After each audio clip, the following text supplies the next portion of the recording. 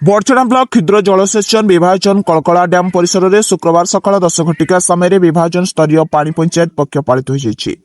Engineer Sanjay Kumar বেହେରାଙ୍କ ସଭାପତିତ୍ୱରେ ଅନୁଷ୍ଠିତ କାର୍ଯ୍ୟକ୍ରମକୁ ସମିଆ ପଞ୍ଚାୟତ ପୂର୍ବାଞ୍ଚଳ ବିଧାୟକ ଶ୍ରୀଯୁକ୍ତ ଅମର ନାୟକ ମୁଖ୍ୟ ଅତିଥି ଭାବେ ଯୋଗଦେଇ ଉଦ୍ଘାଟନ କରିବା ସହ ଚାଷ କାର୍ଯ୍ୟ ପାଇଁ ରହିଥିବା ଜଳସେଚନ ସମସ୍ୟାଗୁଡ଼ିକୁ ତୁରନ୍ତ ସମାଧାନ କରାଯିବ ବୋଲି ସେ କହିଥିଲେ।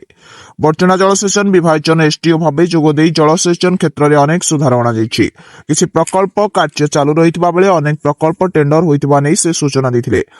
ବିଜେପି ବ୍ଲକ ମଣ୍ଡଳ ସଭାପତି ତଥା ଅତିଥି ଭାବେ ଯୋଗ ଦେଇଥିଲେ ସରକାରୀ ଯନ୍ତ୍ରୀ ଜେନା ମ୍ୟାଡାମଙ୍କ ସଂଯୋଜନାରେ ଅନୁଷ୍ଠିତ କାର୍ଯ୍ୟକ୍ରମରେ ଜିଲ୍ଲାର ବହୁତ କୃଷକମାନେ ଯୋଗ ଦେଇଥିଲେ।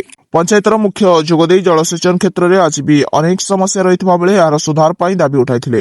ଏହି ଅବସରରେ ଇଞ୍ଜିନିୟର ସଞ୍ଜୟ କୁମାର ବେହେରା ପାଣି ପଞ୍ଚାୟତ ଉଦ୍ଦେଶ୍ୟରେ ଶପଥ ପାଠ କରାଇଥିଲେ। ସହକାରୀ ନିର୍ବାହୀ ଯନ୍ତ୍ରୀ ଧନ୍ୟବାଦ ଦେଇଥିଲେ।